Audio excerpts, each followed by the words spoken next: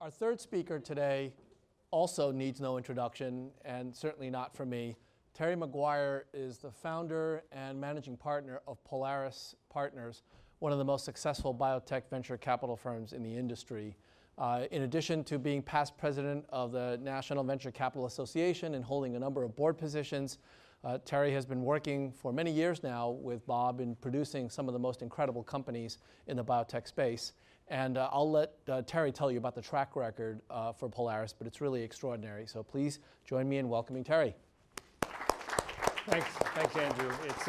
It's a pleasure to be here, and it's a real privilege to follow Pablo and Bob, although those are hard acts to follow. In show business, you got to know who to follow and who to lead, and so it's a pleasure. Thanks, Bob. What I thought I would do is I would talk about venture capital broadly, talk about it from a 20-year perspective, not just our experience, but the industry's experience overall. Talk about some specific companies, as Bob reflected, and then talk about where I think the industry's going to go. And so, as good venture capitalists, I would encourage you to, I know we're saving questions till the end, but if there's a specific question, please feel free to ask it. Do people know what venture capital, having been in the industry for 30 years, I want to make sure people understand what venture capital is. I see a lot of nodding heads.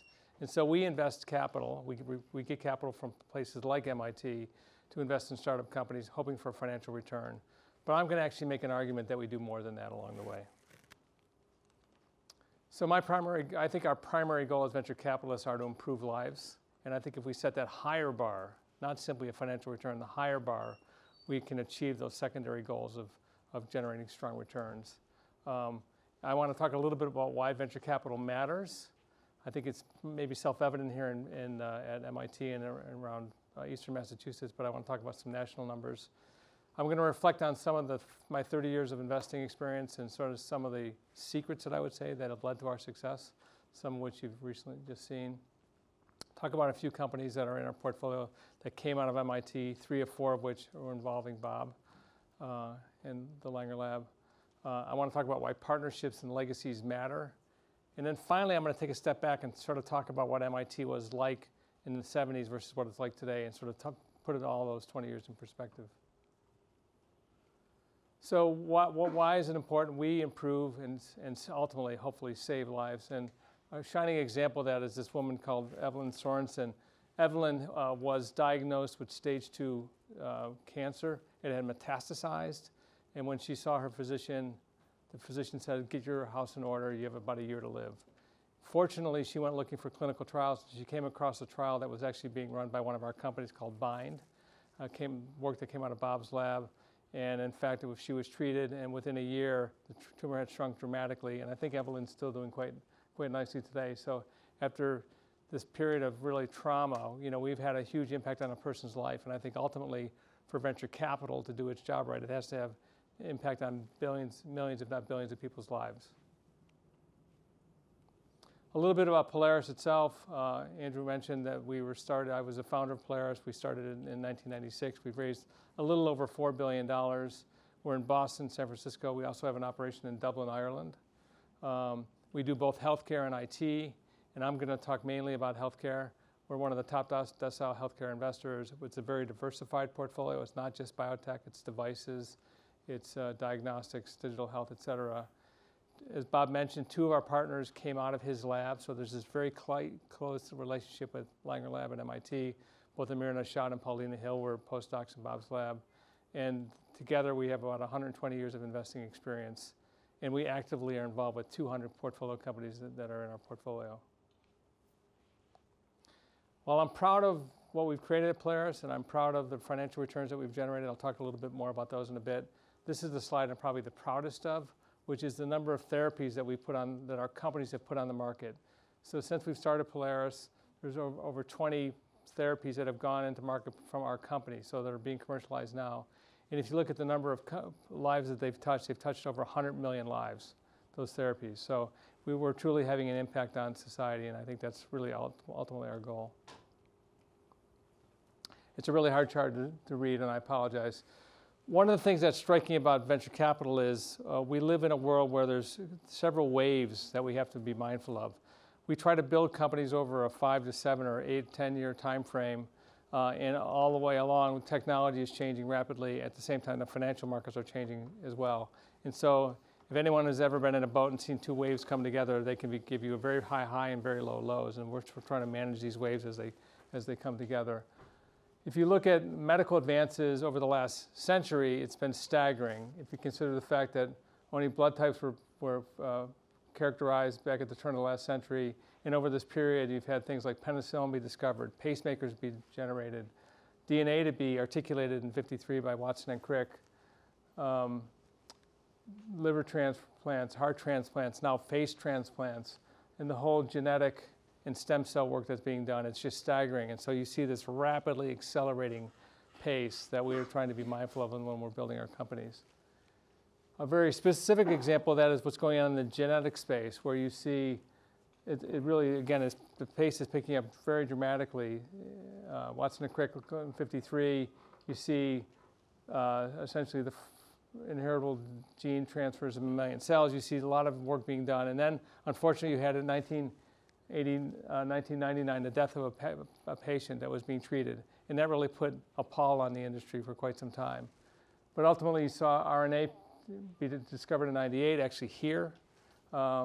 And then the first RNAi trials, and now you see CRISPR taking off, and so you see this acceleration again. So even within science, it's not a straight line and up to the right. It has ups and it has downs, and we have to be mindful of that when we're building our companies. At the same time, there's financial markets, and this is kind of a staggering slide when I first put it together. This only goes into 2016, so I don't capture the last bit of 2016 and 2017. These numbers don't capture the Trump bump, as I think people are calling it. But clearly, you saw the broader market, in this case is the S&P, perform okay over that period. You know, famously, if it could generate a 5% return, you feel like you're doing well. At the same time, if you look at the biotech index, it's been accelerating dramatically. What you see here, though, is that it's fundamentally up and to the right, but you go through these periods where there's actually some fairly substantial turmoil. For example, in 2002, the market declined by 32%. You saw this huge drop. Same thing happened in 2008 around the Great Recession, in 2011, and even last year you saw a fairly dramatic drop in the marketplace. And so we're trying to build companies all the while the markets are going up and down and up and down and up and down, which makes it that much more challenging. So why does it matter? We're trying to build these companies, and why do they matter? And let me look at it from a national perspective. If you look at this chart, it basically measures all R&D as it was measured by the National Venture Capital Association, and it looked at VC-backed companies, which were in red, and non-VC investments in R&D. And what you saw is what we know as before the 1990s, almost all the investments in corporations were done by large corporations, but you saw it to begin to accelerate. And so, as Pablo mentioned, the number for venture-backed companies has really grown. So last year, in 2014, about $100 billion was invested in R&D by companies that had been started with venture capital. And you put that in perspective, I think NIH that year was about $32 billion. I think DARPA was about $8 billion. National Cancer Institute was, I think, it was like $8 billion. And so our venture capital clearly dwarfs that. The amount of R&D money spent by venture capital clearly dwarfs the national numbers.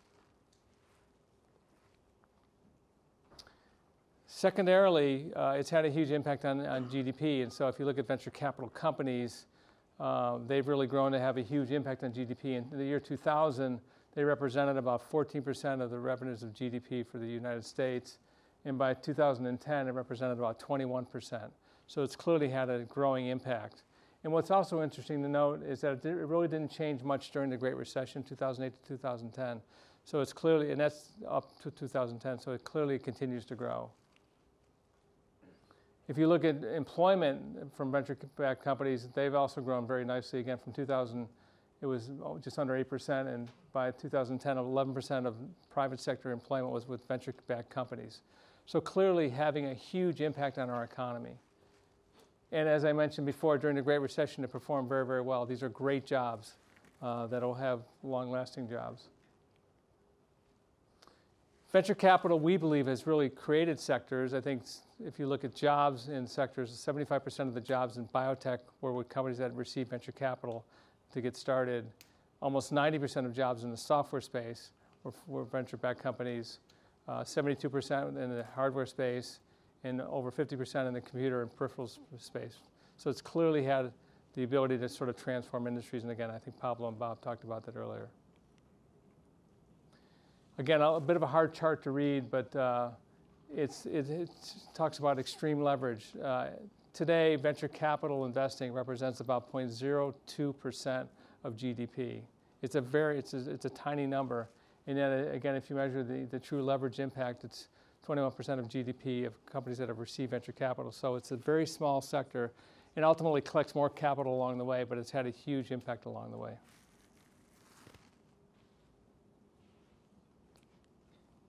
So what's the challenge of venture capital? And I was saying before, these waves come up and down. And so probably the most extreme example is what happened between 1995 and the year 2000.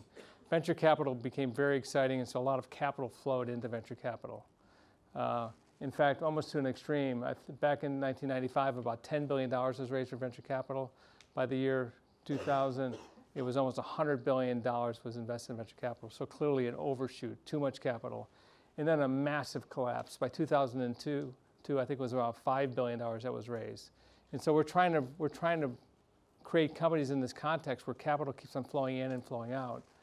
You see the wave essentially continue on. You've had some good periods like 2006. You've seen some bad periods like in the Great Recession.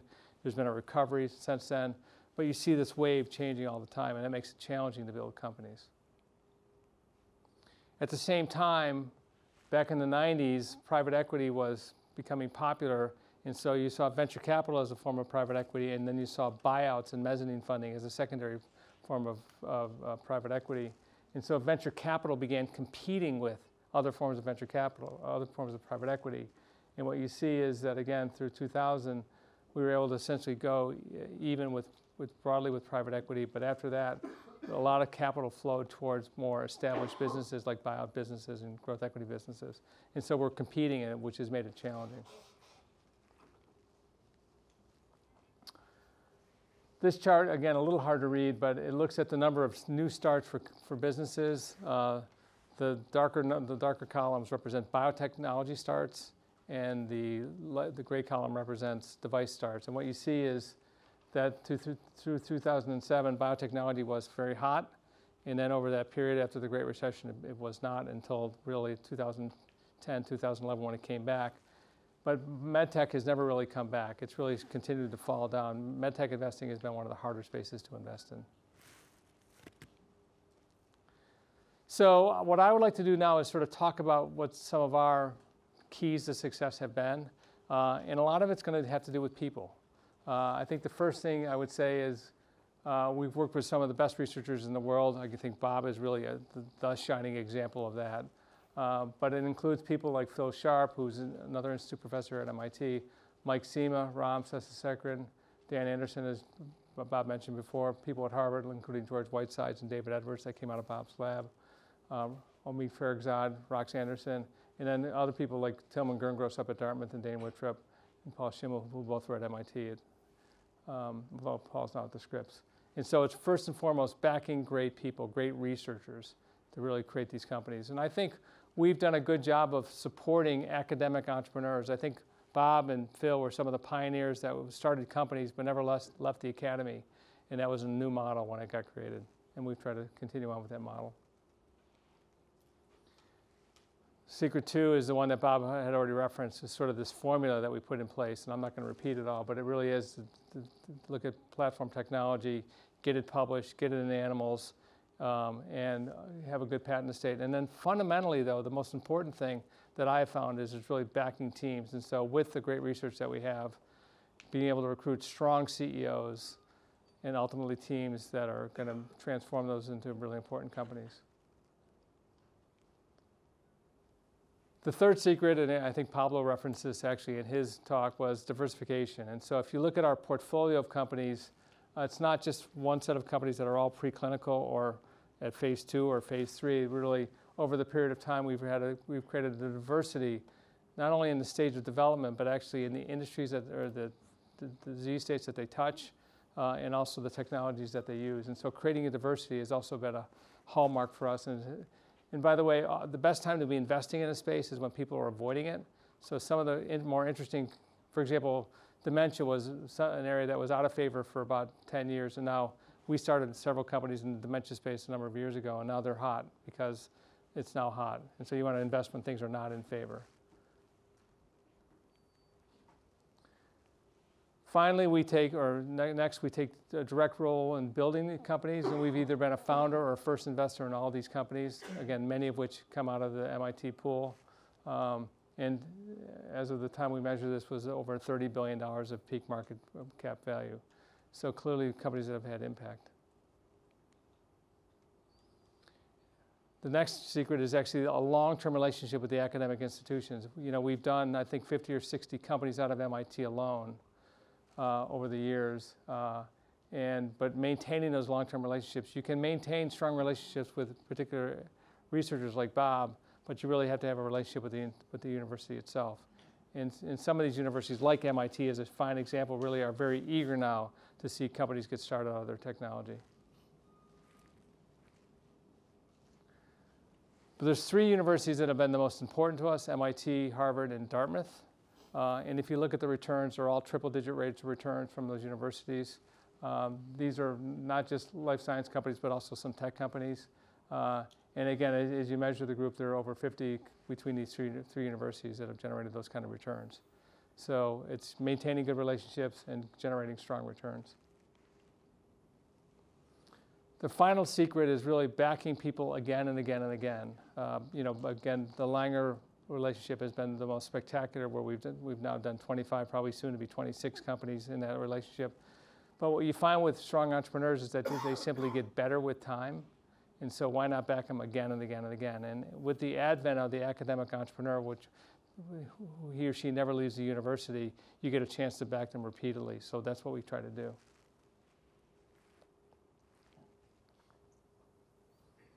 So there's a number of MIT companies that are really at the heart of the relationship, and I want to talk about a few of them. Actually, Bob spoke about one earlier. One of the first real successes that we had together was a company called Advanced Inhalation Research, or otherwise known as AIR. And AIR had basically, I remember the day that Bob called me and sort of said he was working with a postdoc, Dave Edwards, and the two of them had discovered a way in which you could aerosolize particles so that they would float. And if you think about really small particles, they can be like bits of sand, and when you make them wet, they stick together. But Bob and David had come up with a way to essentially make them look like wiffle balls. That's the way I described them. And so they were highly porous, and so when air would come, they would basically float, and they would float into the deep lung. So with that company, we basically did a series of, and it was a great way to deliver drugs. We did a series of deals, one with Pfizer, one with GlaxoSmithKline, one with Eli Lilly, and within 18 months, the company was acquired by Alkermes. It was a 10x deal. It was a great return. The company went on to, that technology went on to be the creation of another company called Civitas, which was in the Parkinson's space and is now treating Parkinson's patients. So it was really one of the hallmark 18 months, 10x, great returns, great partnership, and actually a model for the Langer-Polaris relationship. Another company that was started really with MIT technology is Adimab. I had backed a guy named Tilman Gerngross, who's on the left, up at Dartmouth, and he had started a company called Glycophi. Glycophi was a company which was in the protein glycosylation space, and it had been sold fairly quickly to Merck. Again, it was a 10x. And so Tilman got to know Dane Wittrup, who's at the Coke over with Bob, and they started talking about whether you could do the same thing for antibodies. And antibodies are an enormous platform of technology for delivering, for essentially as drugs. And so Adimab was started. Today it has, I think it's 40 partnerships. It's almost 200 programs within these partnerships. As I was describing to Pablo, it has a great business model where it basically gets payments up front, but also gets a royalty stream. So it has essentially 200 shots on goal when it comes to drugs. The company is very profitable now. It's unusual for a biotechnology company to be profitable. It has I think it's a 75% EBITDA margin. It's quite profitable. And its most recent financing puts it at about a $3 billion market cap. So it's a great example. Alnylam is the one that Bob was also involved with, but it involved Phil Sharp and Paul Schimmel, and it basically was taking advantage of the fact that, or taking use of the RNAi discovery and looking for new drugs that RNAi could target. It's focused on certain diseases that are found in the liver, again, because delivery is more challenging with RNAi. It's a public company. It's trading at a $5 billion market cap, and its product is in phase 3 clinical trials. So there are great stories, but then I wanted to describe great legacies, and we describe these as family trees. And there's the Schimmel family tree, which started with Cubist. You mentioned Cubist, and actually my first biotechnology investment was Cubist, started by Paul Schimmel. And that's led us to companies like Alnylam, Surtrus, aTyr, Genosha, and Kindex. But probably the most prolific of the family trees is the Langer family tree. And it started with a company called Accusphere, but then led to now 25, soon to be 26 companies. Has generated a very strong rate of return. But probably more important to me is it's also targeted some really important therapeutic areas. And so if you look at the Langer tree, today currently it's targeting over 30 therapeutic areas for discovery.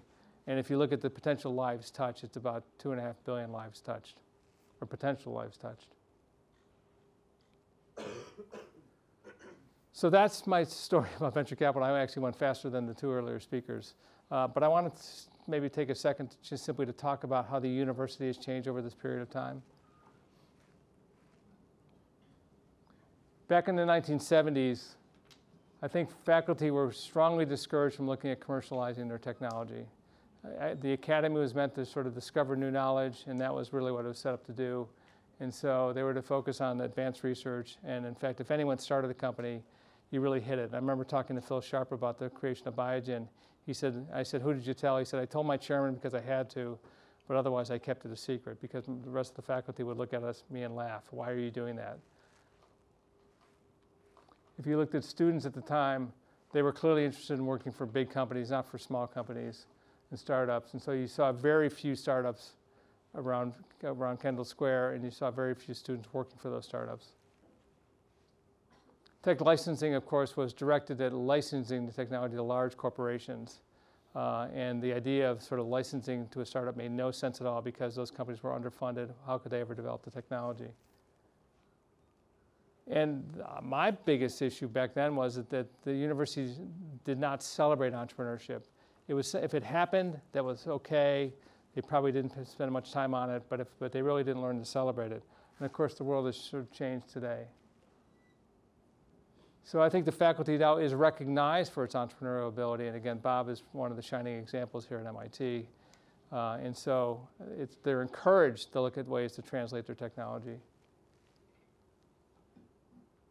The students are encouraged to consider entrepreneurial efforts, and we'll talk about one of those in a second. But the whole idea of you all starting companies is really celebrated now at MIT and at other universities. Tech licensing, really through the leadership of MIT, has learned that startup companies can be a very effective way to take technology and bring it into the world. And the concern is that large companies will not spend the time or resources on the technology, but a startup which is dedicated to that idea will focus on it and make it happen. And then finally, the university has really come around, as I said, to celebrating the whole idea of entrepreneurship and encouraging it. In fact, Phil Sharp said there's essentially a social contract with MIT that if we have a technology that's important, we have to find a way to get it into the marketplace to transform lives, and entrepreneurship is one of those ways. And you have a lot of role models. Bob's a role model, Phil's a role model, Dan Anderson's a role model, Mike Seema, et cetera. You have a lot of role models here of academics who have started companies, and so people have someone to look up to and point to when they start companies. You know, there's one idea that you may have all heard of, which is called Sandbox. Have people heard of Sandbox? Sandbox is a fund that we actually, Polaris, helped create with MIT. This idea that you can have some students who are focused on sports. Why can't you have other students that focus on startups? And so we were one of the creators of Sandbox. And so I think the numbers actually, there's several hundred people that have been now funded with Sandbox. So we're very encouraged by this idea. And in fact, I'm told now when the acceptance letter goes up for MIT to the incoming freshmen, it talks about Sandbox as a way in which to encourage them to come to MIT. Two last slides.